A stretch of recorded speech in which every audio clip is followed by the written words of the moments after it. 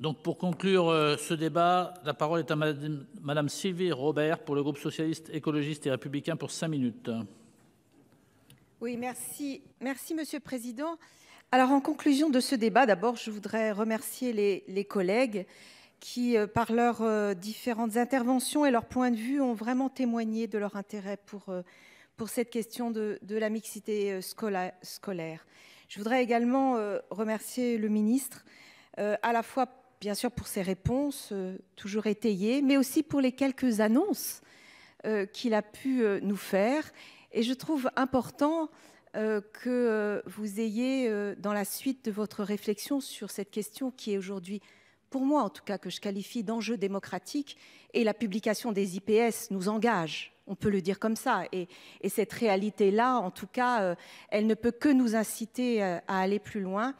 Et bien que ces annonces que vous avez faites, en tout cas, que ce que vous nous avez dit vouloir pousser, comme vous dites, par la négociation, par le temps, eh bien, et nous puissions en tout cas, avec vous et en tout cas au Sénat, parce que vous avez vu qu'il y a un intérêt réel pour cette question, eh bien, pouvoir en tout cas en avoir plus de précision dans les semaines à venir.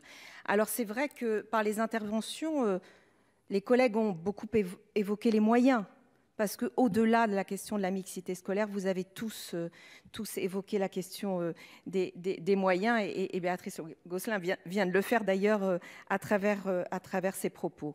Mais on a bien vu aussi que pour cette question-là, les leviers sont multiples. Et on a pu en évoquer certains. Vous l'avez, Monsieur le Ministre, aussi évoqué, la question des options, la question des différents parrainages, en tout cas tout ça, la sectorisation.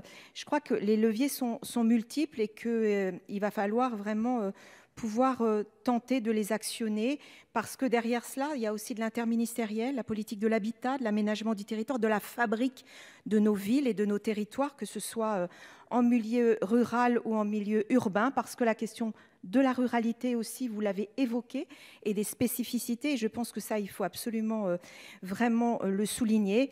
Le partenariat avec les collectivités, forcément, mais aussi la formation des enseignants. Et à cet égard, et pas seulement sur la formation des enseignants, mais puisqu'on voit bien que c'est une palette, vous l'avez dit vous-même, extrêmement diverse, eh bien, comme on a beaucoup parlé de l'expérimentation de la Haute-Garonne, moi j'encourage les collègues à lire ce qu'il en a été fait, c'est-à-dire le rapport qui a été rendu, je crois que c'est 4 ans, 5 ans d'expérimentation, parce qu'on voit bien que d'abord, ça a donné des résultats, comme on l'a dit, extrêmement positifs, mais que cette expérimentation a été aussi l'occasion d'actionner tous ces leviers. Tous ces leviers. Et ça, et je l'ai dit dans mes propos liminaires, ça demande aussi des moyens. Et je crois que je reviens aux moyens budgétaires, mais ça peut être en tout cas l'occasion de pouvoir eh bien, travailler au plus près avec les collectivités territoriales sur peut-être leur volonté d'expérimenter d'autres projets de cette nature.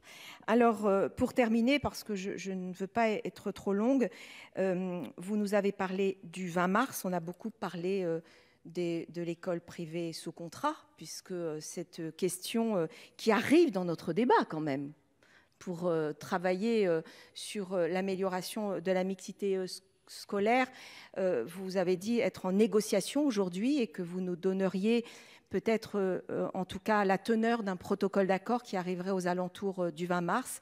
Je pense que nous sommes très impatients à voir et à regarder ce qu'il contient, parce que derrière cela, il y aura aussi forcément, je dirais, peut-être une autre étape dans ce 21e siècle sur cette question de mixité scolaire. Je crois vraiment, et je terminerai par là, pour vous dire que, et on le voit dans d'autres pays, c'est véritablement un enjeu démocratique et républicain.